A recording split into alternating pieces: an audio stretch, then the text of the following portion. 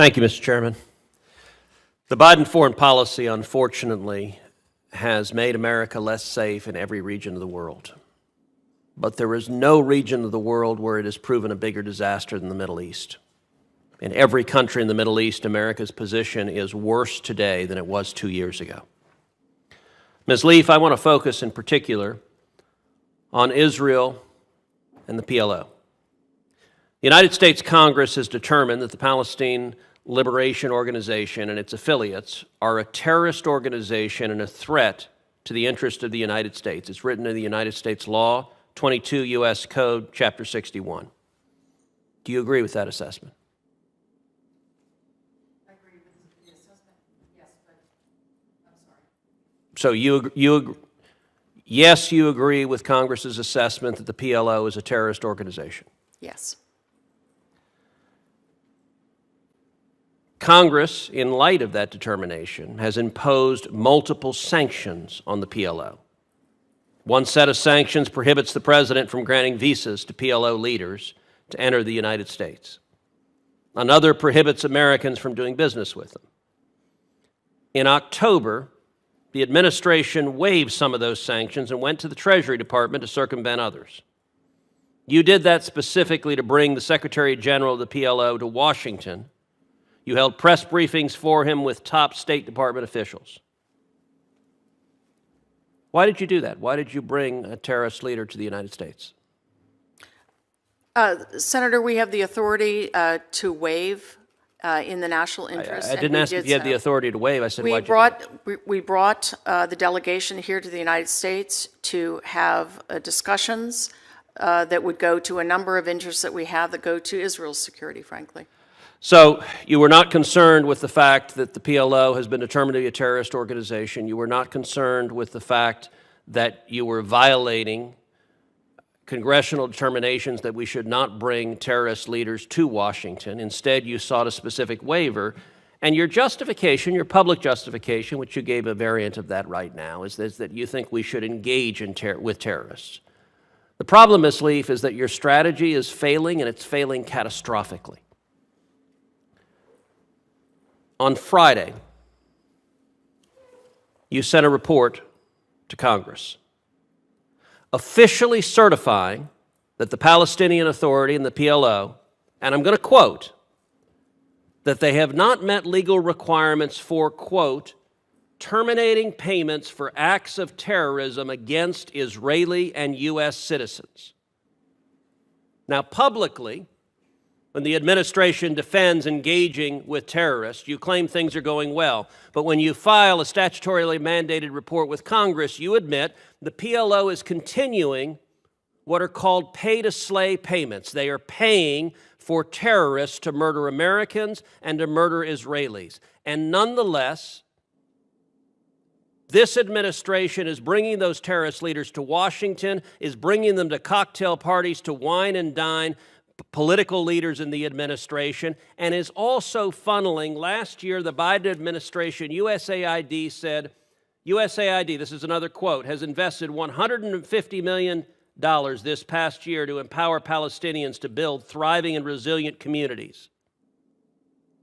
In violation of at least the spirit, if not the letter, of the Taylor Force Act. Why, given that you have now certified to Congress that the PLO is continuing to pay terrorists to murder Americans and murder Israelis, why is the administration sending $150 million to them? So I'll let my colleague answer that in a moment, but I would like to get to the question you ask that goes to the issue of both the engagement here in Washington as well as the regular engagements that we have with the PA officials. We are working to bring pay-to-slay to an end, period. Have you succeeded? Not yet. We are working to do so. And you're still sending them money? We are working to do so. Are you still sending them money? We do not provide assistance to the Palestinian Authority. Does USAID? Does the administration? No. Please. Your testimony is the USAID does not provide money to the PLO? We do not. We abhor prisoner payments, and we have raised these concerns repeatedly to the Palestinian leadership. We are fully compliant with the Taylor Force Act. No money goes to the Palestinian Authority. So who have you given the $150 million to? To support the Palestinian Who people got to the money? build- Not to So, support for the Palestinian. example, Like, who specifically deposited the check? For example, Palestinian civil society organizations to hold the Palestinian Authority accountable. So And is it also your to build- testimony that none of the groups that you have sent that money to are in any way affiliated with the PLO or other terrorist organizations that are paying to murder Americans and Israelis? Is that your testimony to this committee? We work hard to put in place a series of risk mitigation measures to is- prevent the diversion of assistance to terrorists and terrorist organizations through partner vetting. Okay, I'm going to and try one also more through time. Is it your third-party testimony monitoring. that the recipients of that money have no affiliation with terrorist groups that are paying to murder Americans and Israelis? Based on the results of our vetting, and when we get allegations that suggest otherwise, we investigate them carefully and take action as needed. Thank you. Senator Shaheen. Senator Cruz. Thank you, Mr. Chairman. Administrator Power, welcome. You're here today asking the committee to authorize USAID to receive and spend American taxpayer money. In your prepared testimony, you noted that USAID teams have been working day and night to send some of those resources to the Hamas-controlled Gaza Strip. How much money has USAID sent to the Gaza Strip during the Biden administration? I mean, just first let me say that the Hamas-controlled Gaza Strip, I think, is not, I think the IDF would disagree at this point that that's an accurate characterization.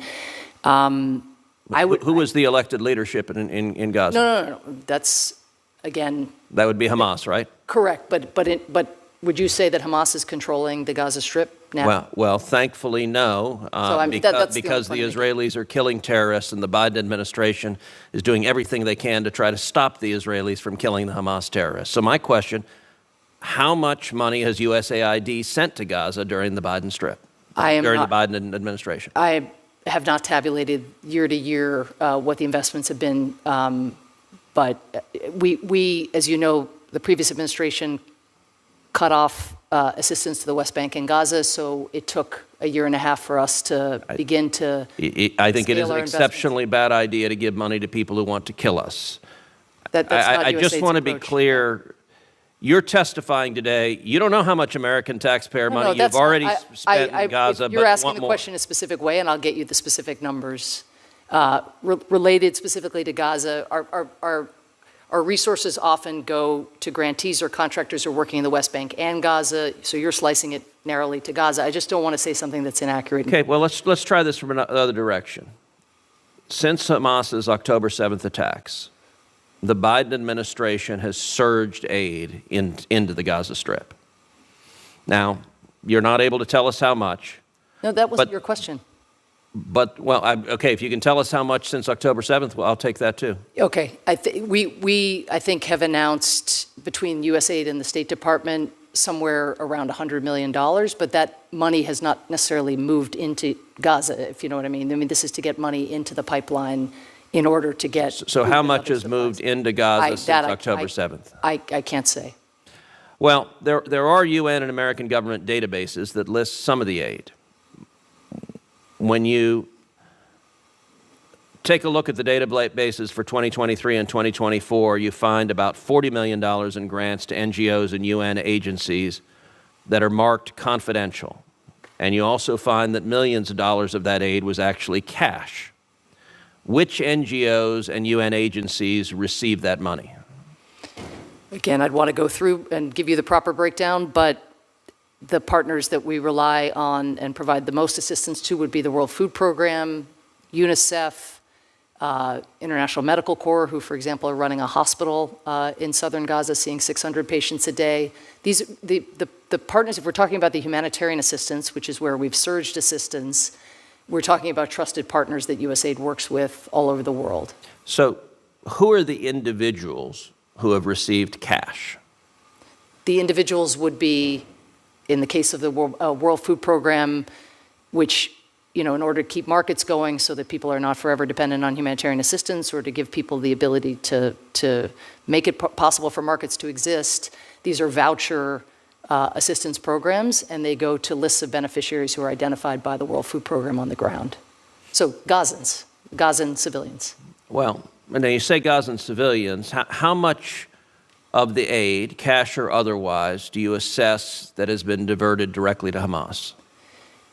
We do not have reports from our partners about diversion by Hamas, and I would say as well that the government of Israel is not shy about presenting to us evidence of things that it finds problematic, UNRWA being the most glaring example, and this is not something that has come to our attention in other ways as well, and they are monitoring. I will say to be very clear, Senator, just if I could say one more thing, the government of Israel has eyes on everything that goes into Gaza. There's no other way in that doesn't go through Kogat.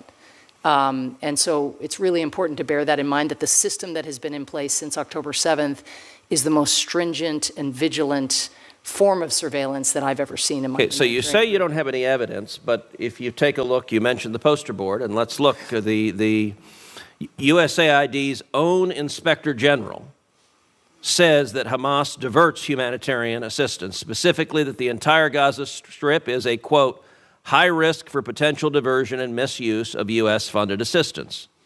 The State Department makes the very same assessment. When they restarted aid in 2021, over my objections and the objections of many others, they made an internal assessment that there was a, quote, high risk the aid would benefit Hamas. That's the Biden State Department. That's the USAID Office of the Inspector General. What are you doing to stop this money from going to Hamas? And to be clear, if you go online right now, you can see videos of Hamas terrorists riding on top of aid trucks. And so saying, we don't have any evidence this is happening, when your own agency says there's a high risk of this happening, that's not credible. This is an entirely appropriate fraud alert in the most complex operating environment on planet Earth, which calls on USAID, the OIG staff themselves, and our partners to be excessively vigilant and to remind partners that they have to report Do you agree with the Inspector General that there's a high risk of Hamas diverting the aid? There's a high risk in any environment where you have armed elements. That risk is there. And in, again, this really, really unprecedented situation where you have such a small number of crossing points and such intense focus, not only on the aid as it crosses, but also on what happens to the aid with IDF soldiers patrolling through Gaza. You know, I have to say it's remarkable. You can't tell us how much money's gone into Gaza. No, you can't tell us what's happened to Senator. stop it from going to Hamas. You asked a totally different question at the beginning. You said how much over the duration of the Biden I asked it administration. both ways. No, and then I answered. I said roughly around $100 million, which it looks like is on your poster board, saying this looks like that's what the Inspector General, the figure that he used as well. So my point is this is exactly the right set of questions. This is our responsibility to prevent diversion, to look into any allegation. Our partners know that when something like that happens, they have to report it to the OIG and to USAID. And we have a set of investigation measures and remediation measures that we have to take when that happens. Look, what you have is severe hunger, desperate civilians.